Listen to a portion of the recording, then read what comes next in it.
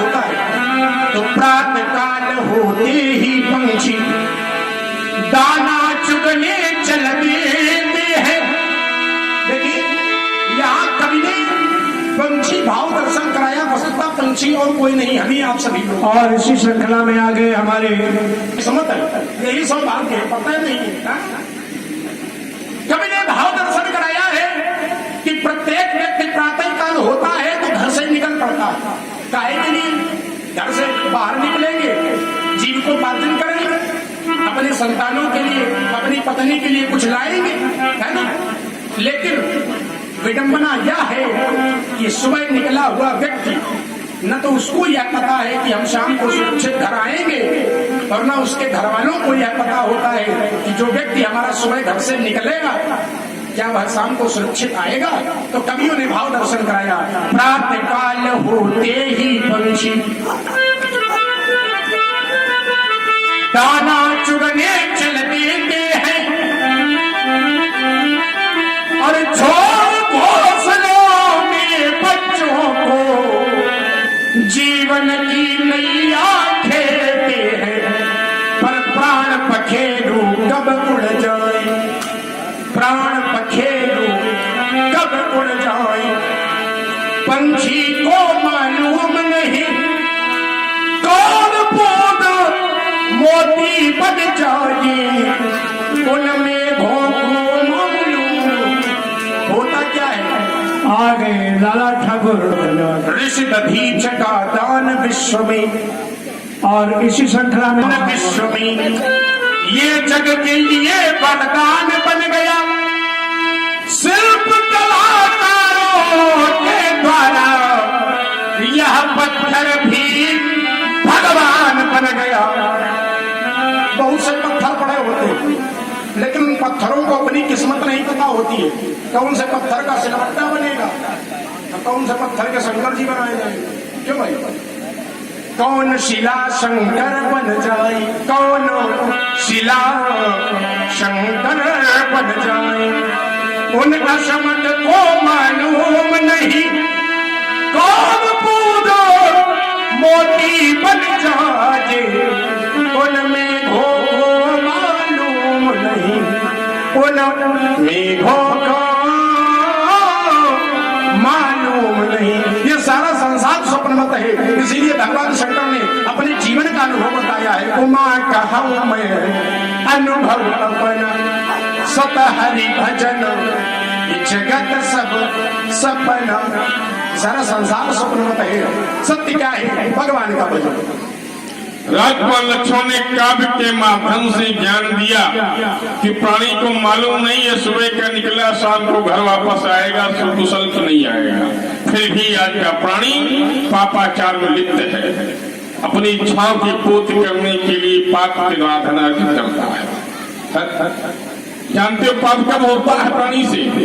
जब अपनी इच्छाओं की पूर्ति करने का प्रयास करता है। भक्तों इच्छाएं अनंत होती है, तुम्हारे द्वारा एक इच्छा की पूर्ति हुई, तुम्हारे मन में दूसरी इच्छा ने जन्म ले लिया। यदि पाप से बचना चाहते हो, धर्म के मार्ग पर चलना चाहते हो, तो इच्छाओं का त्याग करो और अपनी आवश्यकताओं की पूर्ति करो।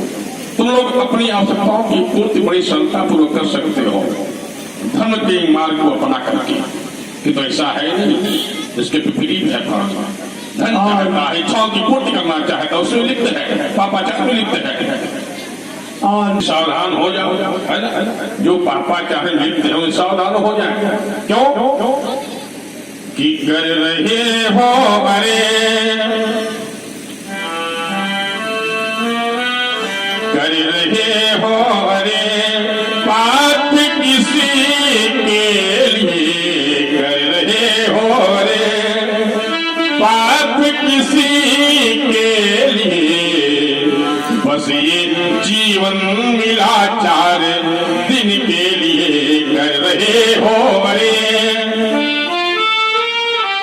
पाप किसी के लिए, बस ये जीवन मिला 4 दिन के लिए। तृप्त होती कभी, तृप्त होती कभी भी नए इंद्रियां, और चाट जाती है सब भोग सामग्रियां तप्त कब कर सका, तप्त कब कर सका, कौन किन्हीं के लिए बस ये जीवन मिला 4 दिन के लिए कर रहे हो अरे पाप किसी के लिए बस ये जीवन मिला 4 दिन के लिए शक्ति का स्रोत एक किस्मत क्या परिमाण है, किस सौंदर्य परिमाण है, जानते हो प्यारे कि इसका हाल क्या होगा कि शक्ति का स्रोत एक दिन में चुकी जाएगा और श्वास का सिलसिला फिर ये रुक जाएगा, फूंक देंगे जिए जिस परिवार के लिए पाप के द्वारा धन अर्जित किया है तुम लोगों ने, और जब आपकी सांस रुक जाएगी तो परिवार के सदस्य जानते हो तुम लोग साथ क्या व्यवहार करेंगे कि फूंक देंगे जिए, कहीं जल्दी नहीं चलानी है, अभी शाम को वापस भी आना, अंधेला हो जाएगा, फूंक देंगे जिए आप जिन्हीं के लिए, फूंक देंगे जिए आप जिन्हीं के लिए बस ये जीवन मिला 4 दिन के लिए कर रहे हो अरे पाप किसी के लिए बस ये जीवन मिला 4 दिन के लिए। बहुत सुंदर छाप है। आगे हमारे स्वर्ण भस्म को खाने वाली, और इसी से बहुत धन्यवाद। स्वर्ण भस्म को खाने वाली इसी घाट पर आए, दाना भी चबाने वाले इसी घाट पर आए। किसी कवि ने कहा है क्या ये बिना कफन मर जाने वाले, बिना कफन मर जाने वाले वो भी इसी घाट पर आए,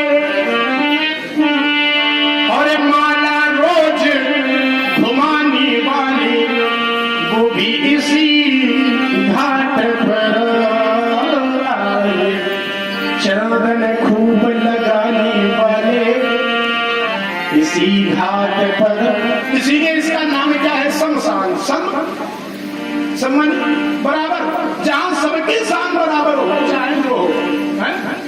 एक कवि ने कहा, किसी कवि ने इस मानव शरीर को, किसी कवि ने इस शरीर को यह कलचन काया नाम दिया है।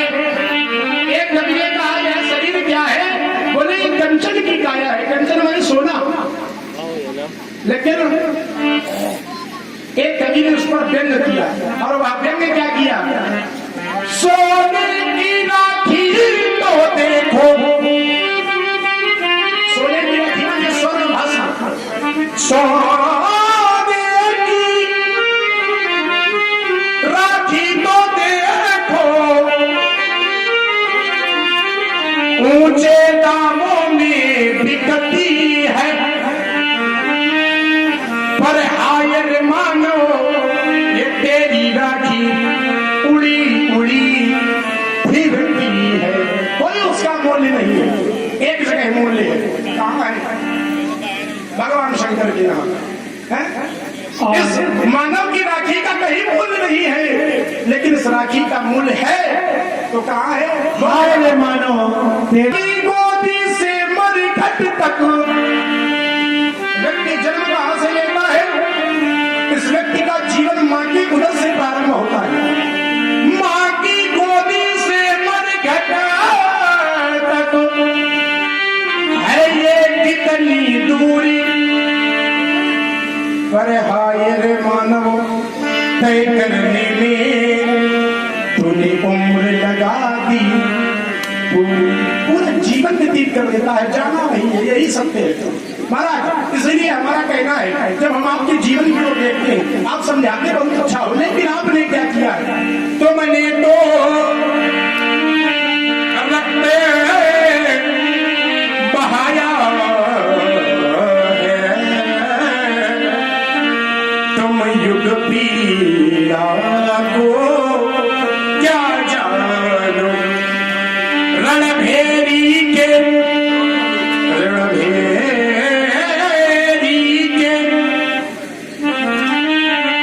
सुनने वालों सहनाई के स्वर पहचान